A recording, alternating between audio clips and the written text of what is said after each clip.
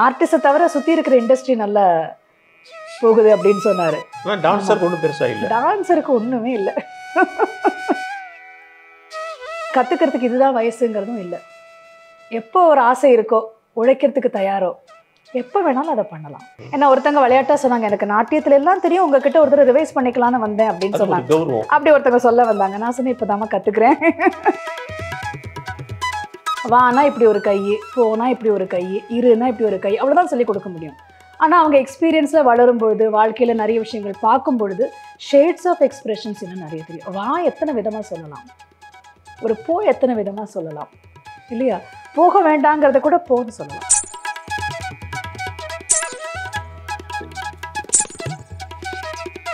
Indian classical டான்ஸில் வந்து fitness மட்டுமே டான்ஸு நம்ம பார்க்கல.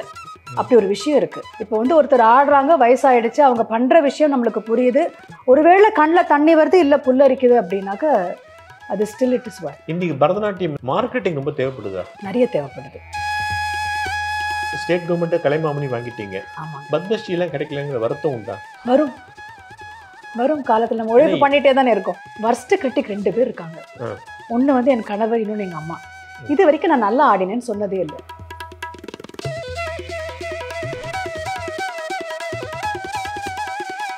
இன்னைக்கு குரூப் ப்ரொடக்ஷனுங்கிற பேரில் ஒரு சபாவில் வந்து 4 கான்சர்ட் 5 to 6, 6 to 7, 7 to 8 அப்படி 4 ப்ரோக்ராம் 1 hour நடக்குன்னு வச்சுங்க.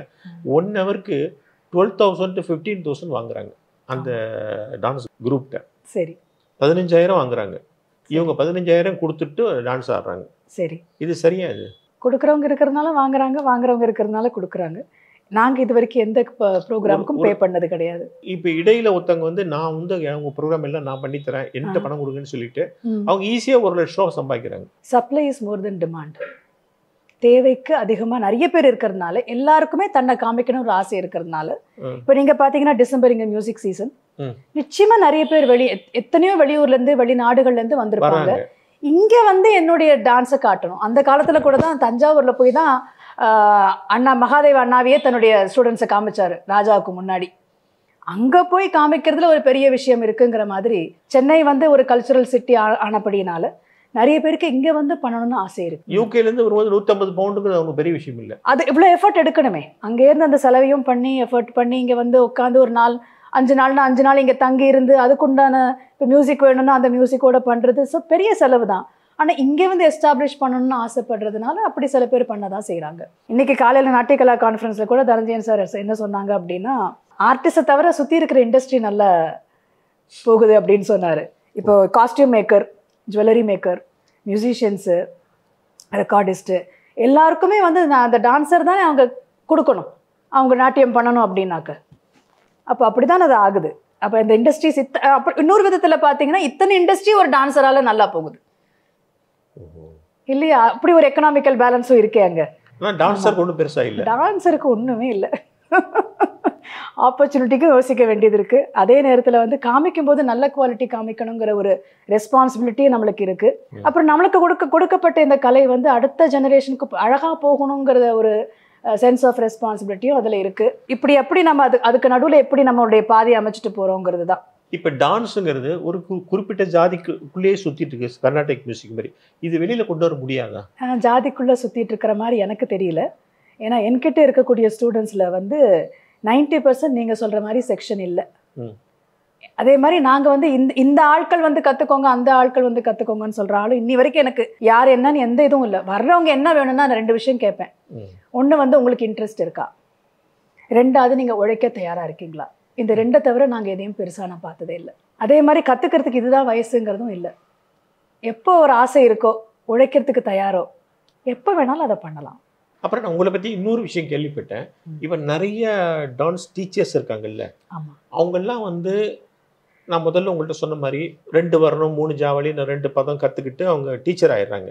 எல்லாம் எங்கெங்கேயோ வெளிநாடு போய் உட்காந்துற செட்டில் ஆயிடுறாங்க. ஒரு கட்டத்தில் அவங்க சொல்லி தரதுக்கு ஒன்றுமே இல்லை. அப்போ ஒரு கட்டத்தில் என்ன செய்கிறாங்கன்னா, நாம் கற்றுக்கிட்டாதான் அவங்க இந்த குழந்தைங்களை அடுத்த கட்டத்தில் நகர்த்தலாம், கொண்டு போக முடியும் அப்படிங்கிற ஒரு கட்டம் வருது. அப்போ அந்த மாதிரி டீச்சர்ஸ் எல்லாரும் வந்து தேடுற முதலாளி லட்சுமி நான் கேள்விப்பட்டேன். ஆன்லைனில் நீங்கள் நிறைய டீச்சர்ஸ் சொல்லி தரீங்க அப்படின்னு நான் கேள்விப்பட்டேன். ஆமாம் ஆமாம், கோவிட் சமயத்தில் இதை ஆரம்பித்தோம். சரி, இப்போ நீங்கள் சொல்கிற மாதிரி அந்த ஒரு மார்க்கம் மட்டும் தெரிஞ்சு டீச் பண்ண ஆரம்பிக்கிறாங்க அப்படின்னா கொஞ்ச நாள் கழிச்சு 2 விஷயங்கள டிஃபிகல்ட்டி வரும். சரி. ஒன்று வந்து அவங்களுக்கே கிரியேட் பண்ணணும்னா கிரியேட் பண்ண தெரியாது. புதுசா ஒரு கான்செப்ட் தெரியாது. புதுசா தெரியாது. அது வேணும் இல்லை, உப்பு புளி எல்லாம் இருந்தால் தானே ஒரு சாம்பார் வைக்க முடியும். அது தெரியாது. 2வது வந்து அடுத்தது அவங்க ஸ்டூடெண்ட்ஸை கூட்டிட்டு போகணும் அப்படின்னாலும் அவங்களுக்கு அதுக்குள்ள ஒரு தடை வந்துடும். அதுக்கு மேல பண்ண முடியல அப்படின்னு சொல்லும்போது ஆமா அதுவும் இருக்கும். ஸ்டூடெண்ட்ஸோட சேர்ந்து படிக்க முடியாது இல்லை. என்ன அந்த ஸ்டூடெண்ட்ஸ் அம்மா வந்து கேட்பாங்க, என்ன உங்க டீச்சர் அதே தாயை எத்தனை நாள் அரைப்பாங்கன்னு கேட்பாங்க இல்லையா? ஆமா ஆமா. அதனால வந்து கோவிட் சமயத்தில் இது ஆரம்பிச்சோம் நாங்க. டீச்சர்ஸ் ட்ரைனிங் கோர்ஸ் ஆன்லைன்ல தான் அப்போ பண்ண முடிஞ்சது. இப்போவும் அப்படிதான் கண்டினியூ ஆகுது. டீச்சர்ஸ் ட்ரைனிங் வந்து ஆன்லைனில் தான் கண்டினியூ ஆகுது. அதில் அட்வான்டேஜ் வந்து எங்கெங்கேயும் இருக்கிறவங்களால படிக்க முடியாது. அதுதான் எனக்கு ஒரு பெரிய அட்வான்டேஜ். எல்லாரும் நேரில் வந்து தான் படிக்கணுங்கிறது இல்லாமல் ஆன்லைனில் அவங்கவுங்க ஊரில் அவங்கவுங்க சௌரியத்தில் அது பண்ண முடியுது. ஒரு நாட்டியம் வந்து ஒரு டீச்சர் அப்படின்னு சொல்லணும்னா இப்போ சிலப்பதிகாரத்திலே லிஸ்ட்டு பார்த்தீங்கன்னா அத்தனை விஷயம் தெரிஞ்சாதான் நாட்டியத்துக்கு குருவாக இருக்க முடியும்னு சொல்கிறாங்க. இசை தெரியணும், நுணுக்கம் தெரியணும், கணக்கு தெரியணும், தாளம் சொல் தெரியணும், மிருதங்கம்னா அது எப்படி தெரியணும், நட்டுவாங்கம் பண்ண தெரியணும், பாட்டு பாட தெரியணும், அப்படி லிட்ரேச்சருடைய ஷேட்ஸ் தெரியணும், ஒரு வார்த்தை சொல்லணும் எத்தனை விதமாக அதை பண்ண முடியும்னு தெரியணும். அப்படி பார்க்கும்பொழுது வந்து டீச்சர்ஸ்க்கு எக்யூப் பண்ணணுங்கிற ஒரு காரணத்துக்காக ஆசைப்பட்டு டீச்சர் ஆயிட்டாங்க. ஆனால் இன்னமும் வளரலாமே. இப்போ என்னை பொறுத்த வரைக்கும் டீச்சர் வந்து ஃபார் எவர் அ ஸ்டூடெண்ட். நான் இன்னமும் படிச்சுட்டே தான் இருப்பேன். ஏதாவது அது மாதிரி அந்த டீச்சர்ஸ்க்கு என்ன தேவையோ, நட்டுவாங்கம் கொஞ்சம், கணக்குகள் கொஞ்சம், தாளம் கொஞ்சம்னு நாங்கள் வந்து ஆன்லைன்ல டீச்சர்ஸ் ட்ரைனிங் கோர்ஸ் ஆரம்பிச்சோம். தீர்ந்து போகும்போது அவங்கள்ட்ட வந்துருவாங்க. அப்படியே வச்சுக்கலாம் இல்லையா? தீர்ந்து போனப்போ வருவாங்க, அது முதல்ல வருவாங்க. அப்புறம் தெரியும் இவ்வளோ இருக்கு விஷயங்கள் கத்துக்கிறதுக்கு அப்படின்னு. ஏன்னா ஒருத்தங்க விளையாட்டா சொன்னாங்க, எனக்கு நாட்டியத்துல எல்லாம் தெரியும், உங்ககிட்ட ஒருத்தர் ரிவைஸ் பண்ணிக்கலாம்னு வந்தேன் அப்படின்னு சொன்னாங்க. அப்படி ஒருத்தங்க சொல்ல வந்தாங்க. நான் சொன்னேன் இப்பதாம்மா கத்துக்கிறேன், இப்பதான் கத்துக்கிறேன், தெரிஞ்ச வரைக்கும் நான் சொல்லி கொடுக்குறேன் அப்படின்னு. There is no end to learning இல்லையா? டீச்சிங்க்கு கூட எண்ட் இருக்கலாம். There is no end to learning. அதனால நாங்கள் கியூரேட் பண்ணது வந்து இந்த டீச்சர்ஸ் ட்ரைனிங் கோர்ஸ். இன்றைக்கும் நிறைய ஊர்கள்ல இருந்து டீச்சர்ஸ் ட்ரைனிங் பண்ணுறாங்க. அண்டு அவங்க படிப்படியாக வளர்றது சந்தோஷம். இப்போ அந்த ஒரு ரெண்டே ஒரு செட்டு மட்டும் வச்சுட்டு இருக்கிறது இல்லாமல் இப்போ அது இன்னும் நாட்டியத்துக்கு எப்படி கோரியோகிராஃபி பண்ணணுங்கிறதுலாம் கூட அவங்க தெரிஞ்சுக்கும் போது அது எனக்கு ஒரு சென்ஸ் ஆஃப் சாட்டிஸ்ஃபேக்ஷன். அது தவிர வந்து அபிநயத்துக்கு கிளாஸஸ் நான் எப்படி கலாநிதி மாமி கிட்ட கற்றுட்டேனோ அதே மாதிரி அபிநயம். அப்போ நேரடியாக ஒரு சின்ன வயசில் என்ன ஒரு குழந்தைக்கு சொல்லிக் கொடுக்க முடியும், நேர ஒரு கை தான். வானா இப்படி ஒரு கை, போனா இப்படி ஒரு கை, இருனா இப்படி ஒரு கை, அவ்வளோதான் சொல்லிக் கொடுக்க முடியும். ஆனால் அவங்க எக்ஸ்பீரியன்ஸில் வளரும் பொழுது, வாழ்க்கையில் நிறைய விஷயங்கள் பார்க்கும் பொழுது ஷேட்ஸ் ஆஃப் எக்ஸ்பிரஷன்ஸ் இன்னும் நிறைய தெரியும். வா எத்தனை விதமாக சொல்லலாம், ஒரு போ எத்தனை விதமாக சொல்லலாம் இல்லையா? போக வேண்டாங்கிறத கூட போன்னு சொல்லலாம் இல்லையா? போக வேண்டாம் ஆக்சுவலாக அதான் இப்படி போதான் நான் சொல்லியிருக்கேன் ஆனால் கையில் இல்லையா? அதே மாதிரி வானும் சொல்லலாம், வானும் சொல்லலாம். அப்போ அந்த ஷேட்ஸ் இருக்குது. அந்த ஷேட்ஸ் வந்து வை எக்ஸ்பீரியன்ஸ் தான் ஒருத்தங்களுக்கு புரிய ஆரம்பிக்கும். அப்போ டீச்சர்ஸ் எக்யூப் பண்ணுறோம். அபிநயம் கிளாஸஸ் எனக்கு அதனால எனக்கு ரொம்ப ஃபேவரட் வந்து என்னோட அபிநயம் கிளாஸஸ். ஸோ அந்த கிளாஸஸ் நடந்துட்டுருக்கு. ஆன்லைன் தான் அது நடந்துட்டு இருக்கு. நிறைய டான்சர்ஸ் கொஞ்சம் வயசு 70+ அப்படிலாம் ஆனதுக்கப்புறம் அவங்க ஆடணுமா? ஏன்னா அவங்க டான்ஸுங்கிறதே அந்த டோட்டல் ஃபிகர் பார்க்கறதுக்கு ப்ளீஸிங்காக இருக்கணும், சங்கீதம் மாதிரி இல்லை கிரேஸ்ஃபுல்லி ரிட்டையரிங் அப்படின்னு ஒரு விஷயம் இருக்கு. ஃபிட்னஸ் மட்டுமே தான் டான்ஸுன்னு இல்லை, டான்ஸ்ல எத்தனையோ விஷயங்கள் காட்ட முடியும். இப்போ நான் சொன்ன மாதிரி ஒரு அபிநயம் பண்ணணும் அப்படின்னா உட்காந்து பண்ணினா கூட சுற்றி வர 4 பேர் இருக்கிற மாதிரி தெரியும். இப்போ சின்ன சின்ன பதம் வைத்து கண்ணானிவான்னு ஒரு பாட்டு நான் பண்ணுறேன் அப்படின்னு சொன்னால் எனக்கு வந்து இந்த டான்ஸர் கூப்பிடுற டான்ஸர் மட்டும் இல்லை, அங்கே இல்லாத கிருஷ்ணா கூட தெரியணும். அது வந்து அந்த அபிநயத்தினுடைய ஸ்பெஷாலிட்டி அதுதான். நான் ஆடுறேன்னா நான் மட்டும் இல்லாமல் என் கூட இருக்கிற கிருஷ்ணாவும் ஆடியன்ஸோட கண்ணுக்கு தெரியணும். ஆக்ஷன் அண்ட் ரியாக்ஷன் ரெண்டும் அந்த டான்ஸர் காமிக்கிறதுக்கு ரெடியாக இருக்கணும். அப்போ வந்து எக்ஸ்பீரியன்ஸ் வரக்கூடிய டான்சர்ஸ் அபிநயம் எடுத்து பண்ணணும்னா பண்ணலாம். இல்லை அவங்களுடைய ஒர்க்கில் வந்து அவங்க எத்தனையோ வருஷங்கள் எவ்வளோ பண்ணியிருக்கிறாங்க. இப்போ ஒருத்தங்க 50 வருஷம் ஒர்க் பண்ணியிருக்காங்கன்னா அந்த 50 வருஷத்து ஒர்க்கு அவங்க சொல்லும் போது தானே அழகாக இருக்கும். அப்போ அது மாதிரி அழகாக இருக்கிற விஷயங்கள் லெக்சர்ஸ் பண்ணலாம், டெமான்ஸ்ட்ரேஷன்ஸ் பண்ணலாம், அபிநயம் பண்ணலாம். ஸோ அதை அவங்கவுங்க சூஸ் பண்ணணும். நான் எதில் வந்து என்னோட ஆடியன்ஸ்க்கு நான் கொடுக்க போகிறேங்கிறத அவங்கவுங்க சூஸ் பண்ணணும். அவங்கவுங்க சூஸ் பண்ணணும். நீங்கள் ரொம்ப டிப்ளமேட்டிக் பேச சொல்றீங்க. டிப்ளமேட்டிக்னு இல்லை, நானாக இருந்தாலும் அப்படி தான் நான் பண்ணுவேன். எனக்கு இது முடியலன்னு தெரிஞ்சால் அன்னிலேருந்து இது பண்ண மாட்டேன். இப்போ ஃபார் எக்ஸாம்பிள் 6 வருஷம் எனக்கு உடம்பு சரியில்லை, ரெக்கவரிக்கு டைம் வேண்டி இருந்தது, எனக்கு ஒரு மேஜர் சர்ஜரி நடந்தது. அதுக்கப்புறம் எனக்கு தெரியும் எனக்கு ஃபிட்னஸ் இல்லைன்னு எனக்கு தெரியும். ஸோ ஸ்லோவாக அது ஒர்க் பண்ணிவிட்டு இப்போ தான் வந்து திரும்பி நான் கிருஷ்ணகான சபாவில் 2 ஜனவரி 6 வருஷம் மறுபடியும் ஆட போகிறேன். ஃபிட்னஸ் இருக்குன்னு நினச்சி நான் ஆட போகிறேன். இப்போ கிரிக்கெட்டுக்கெல்லாம் ஒரு இது உண்டு, ஒரு ஆமா டோனி வந்து 37 வயசுக்கு மேல ஆடின போதே எல்லாரும் வந்து இவருக்கு இன்னும் ஆடணுமான்னு கேட்டாங்க. ஏன்னா அதுக்கு ஒரு ரிட்டையர்மெண்ட் ஏஜ் இருக்கு. என்னதான் அவங்க ஃபிட்டா ஆடினா கூட போரும் அப்படின்னு ஏற்கனவே நிறைய விமர்சனங்கள் வந்துருது. ஆமா அது வந்து உங்க ஃபீல்டுக்கு பொருந்துமேங்கிறனால தான் இந்த கேள்வி கேட்டேன். இல்ல எனக்கு நீங்க சொல்றது புரியுது. அதாவது கிரேஸ்ஃபுல்லி ரிட்டையரிங், ஒரு புகழுடைய ஒரு ஒரு ஒரு பெஸ்ட் வரும்பொழுது அப்படியே கிரேஸ்ஃபுல்லா ரிட்டையர் ஆகுறதுங்கிறது ஒண்ணு இருக்கு. ஆனா இந்தியன் கிளாசிக்கல் டான்ஸ்ல வந்து ஃபிட்னஸ் மட்டுமே டான்ஸ் நம்ம பார்க்கல. அப்படி ஒரு விஷயம் இருக்கு. இப்போ வந்து ஒருத்தர் ஆடுறாங்க, வயசாயிடுச்சு, அவங்க பண்ற விஷயம் நம்மளுக்கு புரியுது, ஒருவேளை கண்ணில் தண்ணி வருது இல்ல புல்லரிக்குது அப்படின்னாக்க அது still it is work. Dance குரு நிறைய பேர் இருக்காங்க, டான்சர்ஸ் இருக்காங்க, சின்ன பசங்க. இவங்க எல்லாருக்குமே இசை ரொம்ப முக்கியம். அதே டான்ஸ் கத்துக்கிறவங்க எல்லாருக்குமே கர்நாடிக் மியூசிக் தெரியணும். அவங்க என்ன பதத்துக்கு ஆடுறாங்க, என்ன வர்ணத்துக்கு ஆடுறாங்க, அந்த வர்ணம் யார் கம்போஸ் பண்ணது, அது என்ன ராகத்துல போடுறது, அங்க எங்க சிட்டாஸ்வரம் வருது, சிட்டாஸ்வரம்னா என்ன, இதெல்லாம் தெரியணும். நிறைய பேருக்கு தெரியறதே இல்லை. அவங்க வந்து டான்ஸை மட்டும் கத்துக்கிறாங்க, மியூசிக்கை பத்தி ஒண்ணுமே தெரியல. அவங்க டான்ஸ்ல கெட்டிக்கிறாங்களா இருக்காங்க. மியூசிக் ரெண்டு விஷயம். ஒண்ணு வந்து டான்ஸ் ஆடுறது, இன்னொன்னு டான்ஸ் கத்துக்கிறது. இப்போ வந்து நான் கையை தூக்குங்கன்னு சொல்லி இப்போ ஒரு 5-6 ஆடு உங்களுக்கு சொல்லி கொடுத்தேன்னா இப்போ உங்களை ஆட வச்சிடலாம். இப்போ அது என்னுடைய நோக்கமா இல்லை உங்களுக்கு நாட்டியத்தை பற்றி சொல்லி கொடுக்குறது என்னுடைய நோக்கமானு இருக்கு. நாட்டியம் பற்றி தெரிஞ்சுக்கணும்னா நாட்டியம் வந்து எல்லாம் சேர்ந்த கலை. நீங்கள் சொல்கிற மாதிரி பாட்டு இருக்குது, மிருதங்கம் இருக்குது, சொல்கட்டு இருக்குது, தாளம் இருக்குது, கம்போசர்ஸ் இருக்காங்க. அந்த கம்போசர்ஸ் போட்டிருக்கிற விதத்தில் ஒன்று இருக்குது. இப்போ பாரதியார் பாடல்கள் எடுத்தோன்னா பாரதி அப்படி சொல்லியிருக்க மாட்டாரேன்னு கொஞ்ச நாள் படித்தவங்களுக்கு தெரிஞ்சிடும், இது பாரதியார் பாடல் இல்லைன்னு தெரிஞ்சிடும். அது மாதிரி எல்லா விஷயங்களும் சேர்ந்து வரும்போது தான் அது வந்து ஒரு நாட்டியம்க்கு ரொம்ப முக்கியம், டீச்சருக்கு ரொம்ப முக்கியம். ஒரு பாடலை ஒருத்தருக்கு சொல்லிக் கொடுக்க போகிறோம் அப்படின்னா, அம்மா இதுக்கு பேர் வந்து அலாரிப்புன்னு பேர். இந்த அலாரிப்பு எப்படி போகுது அப்படின்னாக்க இப்போ 1 2 3 1 2 3ன்னு போகுது. அப்போ அது திஸ்ரம் அப்படிங்கிறத ஆரம்ப பாடத்திலேருந்தே சொல்லி கொடுக்கறது தான் ஒரு டீச்சருக்கு உண்டான கடமை. அதுக்கு முதல்ல அவங்க தன்னை எக்யூப் பண்ணிக்கணும், டீச்சர்ஸ் எக்யூப் பண்ணிக்கணும். அதே மாதிரி மனசார சொல்லி கொடுத்துடலாமே, என்ன அப்படி வச்சுட்டு என்ன நடக்க போகுது. இது வந்து எனக்கு ஸ்டூடெண்ட் வந்துட்டாங்க, அப்போ அவங்களுக்கு மனசார சொல்லி கொடுக்க வேண்டியதுதான். எனக்கு தெரிஞ்சதுன்னா நான் சொல்ல வேண்டியது தானே, இந்த ராகத்துல இருக்கு, இந்த ஷேட்ல இருக்கு, இப்போ இந்த பதம் பொறுத்த வரைக்கும் அது ஒரு விரகோத் கண்டிதா நாயிக்கா, இந்த தலைவன் வந்து இப்படி இருக்கிறான், இந்த தலைவனுடைய ஊர் இப்படி இருக்குது, இந்த காலத்து பொயட்டனுடைய ஒரு பொயிட்ரி இது முத்தொள்ளாயிரம்னா இந்த காலகட்டம், இந்த ரேட்டஸ் பதம் கிருஷ்ணயருடையது அப்படின்னாக்கா அது இந்த காலகட்டம் அப்படின்னு டீச்சர் சொல்லணுமே. டீச்சர் சொல்லி கொடுக்கணும், அதை ஸ்டூடெண்ட்ஸ் தெரிஞ்சுக்கணும். எனக்கு ஒரு டீச்சர் இருந்தாங்க, நான் ஒரு 4 வருஷம் முன்னாடி கற்றுட்டேன். உங்கள் டீச்சர் பேர் என்னம்மா? தெரியாது. 4 வருஷம் கற்றுட்டேன்னு சொல்கிறிய, டீச்சர் பேர் தெரியாதா? அப்படின்னு தெரியாது அப்படின்றாங்க. அப்படி இல்லாமல் கற்றுக்கிற விஷயத்துலையும் கொஞ்சம் அக்கறை ஸ்டூடெண்ட்ஸ் கொடுக்கணும், டீச்சர்ஸும் மனசார சொல்லி கொடுக்கணும். நீங்கள் சங்க இலக்கியங்கள் நிறைய எடுத்து ஆடி இருக்கீங்க, இன்னமும் ஆடுறீங்க. உங்களுக்கு வந்து ரொம்ப கஷ்டம்னு எது சொல்வீங்க? நாம் வந்து இந்த கம்பேரிசன், டிகிரிஸ் ஆஃப் கம்பேரிசன் சொல்லும் பொழுது உள்ளுரை இறைச்சி அப்படின்னு 2 விதங்கள் சொல்லுவோம் தமிழ் இலக்கணத்தில். இப்போ இதுக்கு ஈக்குவல் நிலா மாதிரி முகம் அப்படின்னு ஈக்குவலாக சொல்லிட்டே போக முடியுது. அது சாதாரணமாக ஒரு உள்ளுரை அளவில் நின்று போயிடுறது. இறைச்சின்னு சொல்லும்போது எதை சொல்கிறதுனே தெரியாத அளவில் இருக்கும். அப்போ அந்த மாதிரி பாடல்கள் ரொம்ப டெக்னிக்கலி சேலஞ்சிங்காக இருக்கும் பொழுது அதுக்கு நல்ல அந்த பாடலை பற்றி தெரிஞ்சவங்க யாருக்கிட்டையாவது கற்றுண்டுட்டு தான் அந்த பாடல்களை கொரியோகிராஃப் பண்ண முடியும். இப்போ நான் பண்ணின 3 இலக்கியங்கள்லையுமே இப்போ நற்றிணை, புறநானூறு, ஐங்குறுநூறு 3 பண்ணியிருக்கேன். இதில் நற்றினையும் புறநானூறு நான் அவ்வளோ கஷ்டப்படலை. ஐங்குறுநூறு எடுத்து பண்ணும்பொழுது இறைச்சி பாடல்கள் அதிகமாக இருந்தது. அப்போ அந்த பாடல்கள் நான் நினச்சிருப்பேன் இதுதான் மீனிங்னு நினச்சிருப்பேன். அப்புறம் போய் கேட்டால் இல்லை, அது அந்த மீனிங் இல்லை, அது இந்த காரணத்தினால மாறுது அப்படின்னு வந்து டீச்சர் சொல்லும்பொழுது, ஓ அப்போ அந்த பொருளே எப்படி மாறுது ஒரு பாடலுடையது அப்படின்னு. இப்போ சிந்தையாலும் இரு மாதரே சிந்தியாத ராமன் அப்படின்னு ஒரு வரி இருக்கு. இப்போ வந்து இரு மாதர்னு நான் கை காமிச்சிட்டேன்னா ராமனுடைய கேரக்டருக்கு இழுக்கு 2 பெண்ணுன்னு நான் காட்டவே கூடாது. தமிழ்ல எப்படின்னு கேட்டீங்கன்னா 2ஆவதான ஒரு பெண் அவன் நினைக்கல.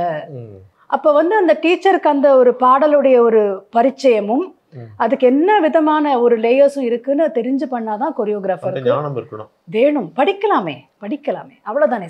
எனக்கு தெரியாமல் இருக்கலாம், ஆனால் நான் தெரிஞ்சுக்க மாட்டேன்னு சொல்றது தப்பு. அதே மாதிரி எனக்கு தெரிஞ்ச விஷயத்த ஸ்டூடெண்ட்டுக்கு சொல்லிடுறதும் என்னுடைய பழக்கம். இன்னைக்கு பரதநாட்டியம் வந்து என்னதான் நம்ம வந்து ரொம்ப அதில் பாண்டித்யம் பெற்று உங்களை மாதிரி நல்லா வந்து கெட்டிக்காரத்தனமாக பண்ணால் கூட மார்க்கெட்டிங் ரொம்ப தேவைப்படுதா? நிறைய தேவைப்படுது. ஏன்னா நிறைய வந்துடுச்சுல்ல இன்னைக்கு. யூடியூப்னு ஒன்று இருக்குது, இன்ஸ்டான்னு ஒன்று இருக்குது, எத்தனையோ இருக்குது. அவன் அதில் பரிச்சயம் ஆகிறவங்களுக்கு சீக்கிரம் மக்களுடைய கண்ணில் படும். அதனால மார்க்கெட்டிங் நிறையவே தேவைப்படுது இன்னைக்கு. கண்டிப்பாக. நீங்கள் அப்ராடில் நிறைய ஆடி இருக்கீங்க, எல்லாம் நிறைய கண்ட்ரிஸ் போயிருக்கீங்க இல்லையா? போயிருக்கேன். நீங்கள் அந்த அப்ராடில் கண்ட்ரீஸில் ஆடும்போது அங்கே வந்து நம்ம தமிழ் இலக்கியத்தை புரிஞ்சுக்கிறாங்களா? நீங்கள் ரொம்ப வந்து பழைய சங்க இலக்கியத்தில் உள்ள பாடல்லாம் எடுத்து ஆடும்போது அவங்க புரிஞ்சுக்கிறாங்களா? பொதுவாக வந்து பாடல்கள் புதுசாக இருந்ததுன்னா என்ன பண்ணுவோம் அப்படின்னா அதை பற்றின ஒரு இன்ட்ரடக்ஷன் கொடுத்துருவோம். தமிழ்லேயே கொடுப்பீங்க? தமிழும் அந்த மொழியில். இப்போ வந்து நாங்கள் கொல்கத்தாவுக்கு போயிருந்தோம். அப்போ வந்து என்னோட ஸ்டூடெண்ட்டை வந்து நீ இதை ஒரு தடவை பெங்காலியில் சொல்லிடுமா அப்படின்னு சொன்னோம். அப்போ அந்த இன்ட்ரடக்ஷன் கொடுக்கும்போது அதுக்கப்புறம் அவங்க பாட்டை ஃபாலோ பண்ணுறதுக்கு இன்னும் பிரயோஜனமாக இருக்கும். எந்த நாட்டில் போனாலும் அப்படி தான் நம்ம பண்ணியிருக்கோம். பொதுவாக வந்து எங்களுக்கு கொஞ்சம் ஆங்கிலம் உடனே சொல்ல முடியும் அப்படிங்கிறதுனால ஆங்கிலத்தில் சொல்கிறது உண்டு. சில இடங்களில் வந்து இந்த ஒரு டிரான்ஸ்லேட்டர் யாராவது கிடைச்சாங்கன்னா நீங்கள் உங்களுடைய லாங்குவேஜில் ஒரு தடவை சொல்லுங்கன்னு சொல்லும்போது இது இன்னும் யூஸ்ஃபுல்லாக இருக்கும். அது தவிர மூணாவது விஷயம் என்னன்னு கேட்டிங்கன்னா, நாட்டியமே ஒரு மொழி தான். அது பாடல் தமிழில் இருக்கோ, பாடல் சமஸ்கிருதத்தில் இருக்கோ, பாடல் தெலுங்குல இருக்கோ, நாட்டியமே ஒரு கம்யூனிகேஷன். நாட்டியமே கம்யூனிகேட் பண்ணும்பொழுது சில சமயத்தில் இந்த மொழிங்கிறது வந்து தேவையில்லை. அந்த நாட்டியத்தை ஃபாலோ பண்ணுறதுக்கு மனசு மட்டும் வேணும்.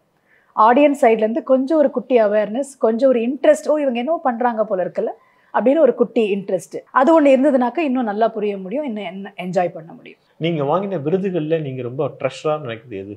ஆடியன்ஸோட கைத்தட்டு. நம்ம வந்து ஆடி முடிச்சு நிற்கும் போது வந்து கைத்தட்டு. பல சவால்கள் நீங்கள் வாங்கியிருக்கீங்க. ஆமாம். ஸ்டேட் கவர்மெண்ட்டை கலைமாமணி வாங்கிட்டீங்க. ஆமாம். பத்மஸ்ரீலாம் கிடைக்கலங்கிற வருத்தம் உண்டா? வரும் காலத்தில் நம்ம உழைப்பு பண்ணிட்டே தானே இருக்கோம். உழைப்புக்கு சரியான அங்கே போய் சேரலன்னு நிறைய பேர் அங்கே கரெக்ட் போய் சேர்க்குறாங்கல்ல, டெல்லிக்கு போகிறாங்கல்ல. லாபிங்னு ஒரு வார்த்தை இருக்குல்ல. இப்போ அந்த லாபிங் பண்ண நம்ம என்னதான் இங்கே வந்து எவ்வளோ ரிசர்ச் பண்ணால் கூட அங்கே போய் சேரலையே. என்ன ப்ராசஸ் இருக்கோ அதுதான் பண்ண முடியும். அப்ளிகேஷன் ப்ராசஸ்லாம் நிறைய இடத்துல இருக்கு. அப்போ அப்ளிகேஷன் போடுற வரைக்கும் பண்ண முடியும். மற்றபடி ஐ திங்க் சில சமயத்தில் நீங்கள் முதல்ல சொன்ன மாதிரி அந்த யோகம்னு ஒன்று கூட வரணும். உழைப்பு எங்கே இருக்கோ அது. ஆனால் என்னோட ஸ்டூடெண்ட்ஸ்க்கு எப்பவும் சொல்கிறது என்ன அப்படின்னா, உழைக்கிறது நம்ம கையில் இருக்குது, யோகம் பின்னாடி வரும். உங்கள் ப்ரொஃபைலில் நான் பார்த்தேன், அது ஏதோ ஒரு கம்பேக் ஃபெஸ்டிவல்னு ஒன்று படித்தேன். அது என்ன கம்பேக் ஃபெஸ்டிவல்? எல்லாருக்குமே ஒரே மாதிரி லைஃப் போயிடுறது இல்லை. சரி. சில பேருக்கு வந்து ஏதாவது சில ட்ராமானாலேயோ இல்லை ஹெல்த் ரீசன்ஸ்னாலேயோ வந்து ஒரு பிரேக் ஆஃப் டான்ஸ் இருந்திருக்கலாம். அப்படி அவங்களுக்கு ஒரு பிரேக் ஆகும்போது என்ன ஆகுனா திரும்பி நாட்டியத்துக்கு வரணும்னு ஒரு ஆசை இருந்ததுன்னா அந்த மாதிரி வந்து இருக்கிறவங்களுக்கு வந்து நான் ட்ரெயின் பண்ணி அவங்கள வந்து ஒரு புனர்வான ஒரு ஃபெஸ்டிவல் பண்ணுறோம்.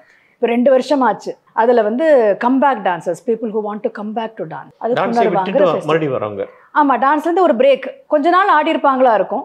அப்புறம் திரும்பி நாட்டியம் கண்டினியூ பண்ண முடியாது, எத்தனையோ காரணங்கள் இருந்திருக்கலாம் அவங்களுக்கு. ஆனால் பண்ணணும், கண்டினியூ பண்ணணும், திரும்பி மேடையில் வந்து ஆடணும்னு ஆசைப்படுறவங்களுக்கு அந்த புனர்வாங்குற ஃபெஸ்டிவல் நாங்கள் வருஷம் பண்ணுறோம். 2 வருஷமா பண்ணுறோம். அது வந்து பொதுவாக அக்டோபரில் நாங்கள் முடிச்சிடுவோம், சீசனோட வைக்காம அதுக்கு முன்னாடி. இது வரைக்கும் 2 டே ஃபெஸ்டிவலாக பண்ணியிருக்கோம். எத்தனை பேர் வந்து கலந்துவாங்க? கிட்டத்தட்ட வந்து ஒரு 8-9 டான்சர் இது வரைக்கும் பண்ணியிருக்காங்க. என்கிட்ட கத்துண்டவங்களும் ஆடி இருக்காங்க, வெளியில் மற்ற டீச்சர்கிட்ட அதே மாதிரி பிரேக் ஆகி கண்டினியூ ஆனவங்களும் என் கூட வந்து ஆடி இருக்காங்க. இப்போ நீங்கள் நிறைய ப்ராஜெக்ட் பண்ணிகிட்டே இருக்கீங்க, நீங்கள் தொடர்ந்து பண்ணுறீங்க. உங்கள் ட்ரீம் ப்ராஜெக்ட்னு என்ன பண்ண போகிறீங்க? இந்த தடவை எனக்கு ஒரு கம்பேக், மற்றவங்களுக்கு கம்பேக் ஃபெஸ்டிவல் சொன்ன மாதிரி இந்த வருஷம் எனக்கு ஒரு கம்பேக். அது கிருஷ்ணகான சபாவில் வந்து ஒரு கிட்டத்தட்ட 6 வருஷம் பிரேக்குக்கு அப்புறம் பிரமாணம் அப்படிங்கிற ஒரு ப்ரோக்ராம் பண்ண போகிறேன்.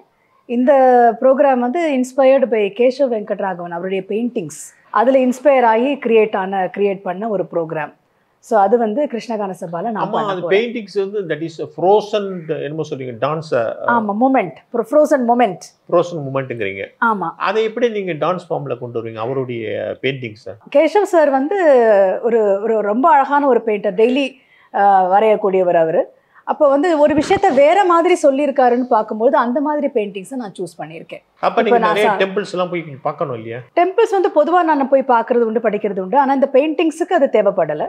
ஏன்னா அதில் அந்த ஃப்ளேவர் தான் வேண்டி இருந்தது. இப்போ வந்து பொதுவாக ஒரு நரசிம்மாவதாரம் என்ன சொல்லுவோம் அப்படின்னாக்கா, நரசிம்மாவதாரம்னா முதல்ல அதை நல்லா கிழிச்சிட்டு ரெட் கலர் லைட்டு போட்டுட்டு பண்ணுறோம், அது வந்து கன்வென்ஷன். ஆனால் இவர் என்ன சொல்லுவார் அப்படின்னாக்கா, நரசிம்மா இஸ் அத்புத்தான்னு சொல்லுவார், ரவுத்ரா இல்லை அத்புதா அப்படின்னு சொல்லுவார். அது மாதிரி அந்த தாட்ஸை ரெசனேட் பண்ணுற மாதிரி இந்த ப்ரோக்ராமை நான் அமைச்சிருக்கேன். ஸோ ப்ரோக்ராமோட பார்ட் வந்து paintings will also come on the backdrop. ஆமாம், இந்த வருஷம் நாங்கள் சப்தவிடங்கம்னு என்னுடைய ஒரு குரூப் ப்ரொடக்ஷன் 7 இடங்களில் வந்து சிவன் வந்து விடங்கருங்கிற ஒரு பேரில் அமைச்சிருக்காங்க. அது அந்த விடங்கர் வந்து எப்படி வந்து பூலோகத்துக்கு வந்ததுன்னு ஒரு கதை இருக்கு. தமிழ்நாடு எல்லாமே தமிழ்நாடு தான். அந்த ஒரு இடத்துலயும் ஒரு விதமான நடனம் ஆடுறதாக ஐதீகம். குக்குட நடனம்னு ஒண்ணுக்கு பேரு, அலை மாதிரி ஆடக்கூடிய நடனம்னு ஒண்ணுக்கு பேரு, அதுக்கப்புறம் வந்து ஹம்சம்னு சொல்லக்கூடிய மாதிரி ஒரு பேரு. அது மாதிரி பலவிதமான நடனங்கள் வந்து இந்த 7 விடங்க ஸ்தலத்துல அவர் ஆடினதாக ஐதீகம். அப்ப வந்து தேவாரங்கள், தமிழ்ல வந்து தேவாரங்களுக்கு வந்து ஒரு மெடிடேட்டிவ் குவாலிட்டி, மிஸ்டிக்கல் குவாலிட்டி இருக்கும்னு பேரு. அந்தந்த ஊர்களுக்கு தேவாரங்களும் இருக்கு. அப்ப தேவாரங்களையும் இந்த நடனங்களையும் இணைச்சதாக இந்த ஒரு ப்ரொடக்ஷன் 7 இடங்களுக்கு. என் காம்பேர் வந்து நாரதாவும் முசுகுந்த சக்கரவர்த்தியும் அவங்க பேசிட்டே போற மாதிரியும் 7 ஊர்களை பார்த்துட்டு அந்த ஊர்கள்ல என்ன ஸ்பெஷாலிட்டின்னு அவங்க தெரிஞ்சுக்கிற dance drama group. Dance drama குரூப்ல எத்தனை பேர் இருக்காங்க? இந்த குரூப்ல 16 பேர் இருக்காங்க. 16 பேருக்கு வாய்ப்பு கொடுப்பீங்க? வாய்ப்பு இருக்கு. ஆமா. உங்க ஃபேமிலியை பத்தி சொல்லுங்க. உங்க கணவருக்கு வந்து உங்க டான்ஸ் மேல ஈடுபாடு உண்டா? தெரியுமா அவருக்கு? ஆமா, கல்யாணம் ஆகும்போது அவருக்கு தெரியாது. ஆனா நாங்க பேசும்போது எனக்கு நாட்டியம் கத்துக்கணுங்கிறது எனக்கு இன்ட்ரெஸ்ட் இருக்கு அப்படின்னு சொல்லும்போது, ராமசுவாமி, ஆமா, பேசும்பொழுது எனக்கு நாட்டியம் கண்டினியூ பண்ணணும்னு ஆசை இருக்கு அப்படின்னு சொல்லும் பொழுது அவருக்கு தடை எதுவும் இருக்கல. ஆனா இப்பதான் கேட்கணும் அவர்கிட்ட வந்து இது வரைக்கும் ஓகே தானா இந்த தொந்தரவுகளோட அப்படின்னு. ஏன்னா ஒரு கலைஞர்னு சொல்லக்கூடிய எங்களுக்கு 9 to 5 ஜாப் கிடையாது. அதே மாதிரி ஃபெஸ்டிவல்ஸ் கிடையாது, சண்டேஸ் கிடையாது. யாராவது வந்து ஹாவ் அ ஹாப்பி வீக்கெண்ட் அப்படின்னு சொன்னா வீக்கெண்டா வீக்கெண்ட்ல தானே எங்களுக்கு வேலையே ஜாஸ்தி. அப்போ அந்த மாதிரியான ஒரு சூழல்ல வந்து ஒரு ஃபேமிலி லைஃப்ல வந்து அட்ஜஸ்ட் பண்ணிக்கிறதும் விட்டு கொடுக்கறதும் வந்து it is not easy always. அவருக்கு வந்து நாட்டியத்திலையும் ஈடுபாடு உண்டு, இசையிலையும் ரொம்ப ஈடுபாடு உண்டு. அதனால வந்து எனக்கு ரொம்ப தடங்கள் இல்லாம ஃபுல் சப்போர்ட். வர்ஸ்ட் கிரிட்டிக் 2 பேர் இருக்காங்க. ஒண்ணு வந்து என் கணவர், இன்னொன்னு எங்க அம்மா. இது வரைக்கும் நான் நல்லா ஆடினேன்னு சொன்னதே இல்லை. இல்ல, எல்லாம் சொல்லுவாங்க அந்த நேரத்துல நீ இப்படி பார்த்த, இந்த நேரத்துல நீ இந்த கை பண்ண அப்படின்னு. ப்ரோக்ராம் முடிஞ்சதுன்னா என்னெல்லாம் சரி வரலையோ அதை மட்டும் பாயிண்ட் அவுட் பண்ணுவாங்க 2 பேரு. சொல்லுவாங்கன்னு எதிர்பார்க்கிறேன். அடுத்தாப்புல அந்த பெர்ஃபெக்ஷன் நோக்கி போயிட்டே இருக்கணும். உங்க பையன் இருக்கான் இல்லையா உங்களுக்கு? பையன் என்ன பண்றான்? என்னுடைய பையன் வந்து சாஃப்ட்வேர் இன்ஜினியர். அவர் கல்யாணம் ஆயிடுச்சு. இப்போ வந்து பிட்ஸ்பர்க்ல இருக்காரு அவரு. அவருக்கு டான்ஸ்ல ஈடுபாடு கிடையாது? இல்ல, டான்ஸ்ல அவருக்கு இன்ட்ரெஸ்ட் இல்ல. கிரிக்கெட்ல கொஞ்ச நாள் இன்ட்ரெஸ்ட் இருந்தது. அதுக்கப்புறம் அவர் இதை சூஸ் பண்ணாரு. அவருக்கு எதுல இன்ட்ரெஸ்ட் இருக்கோ நாங்க அதை அப்படியே நாங்க இது பண்ணுவோம். ஆனா கலாட்டா பண்ணுவாரு, நீங்க டைம் கொடுக்கறதுனா ஸ்டூடெண்ட்ஸ்க்கு தான் நிறைய, எனக்கு நீங்க டைமே கொடுக்கறது இல்ல. ரூம்ல கூட சாமான் பாத்தீங்கன்னா ஸ்ரீமுத்ராலயா சாமான் தான் இருக்கு அப்படின்னு சொல்லுவாரு. நீங்க உங்களுடைய டான்ஸ் வாழ்க்கையை வந்து ஆல்மோஸ்ட் திருநெல்வேலியில ஆரம்பிச்சீங்க, இன்னைக்கு வந்து இங்க நிக்கிறீங்க. ஆமா. திருப்பி பார்த்தா உங்களுக்கு திருப்தியா இருக்கா அல்லது ரெக்ரெட்ஸ் இருக்கா? அதாவது எனக்கு எந்த ரெக்ரெட்டுமே இல்லை. எனக்கு இருக்க சாதிச்சீங்களா? இல்ல அப்படி ஒண்ணு சாதிக்கணும்னு நினைச்சு எதுவும் பண்ணல. ஆசைப்பட்டு ஒர்க் பண்ணிட்டே போனதுதான் எல்லாமே. வந்து உள்ள டான்சர்ஸ்ல முக்கியமான பேர்ல உங்க பேர் நிச்சயமா ஒரு டாப் 10 டான்சர் சொல்லும் போது வரிசையா மாளவிகா சரக்கையில இருந்து அலமேல் வெளியில இருந்து வரிசையா சொல்லும் போது நிச்சயமா உங்க நம்ம ஊர்மிளா சத்யநாராயண் மாதிரி ஒரு 10 பேரை சொல்லி நிச்சயமா உங்க பேர் உண்டு. ஸோ இந்த லெவல்ல நம்ம ஜெயிச்சிட்டோம் அப்படின்னு நினைக்கிறீங்களா அல்லது இன்னும் கொஞ்சம் மேல போயிருக்கணும்னு நினைக்கிறீங்களா? இல்ல, இன்னும் நிறைய பண்ண வேண்டியது இருக்கு, நிறைய ஒர்க் பண்ண வேண்டியது இருக்கு. அதனால அந்த ஆசைகள் தான் நிறைய, எவ்வளவு முடியுமோ அவ்வளவு கான்ட்ரிபியூஷன்ஸ் பண்ணணுங்கிறது தான் ஆசை. ஒரு டான்ஸரை பார்த்து பேசிட்டு அவங்க டான்ஸோட கொஞ்சம் அபிநயம் காட்டாத முடிச்சு அது நல்லா இருக்காது இல்லையா?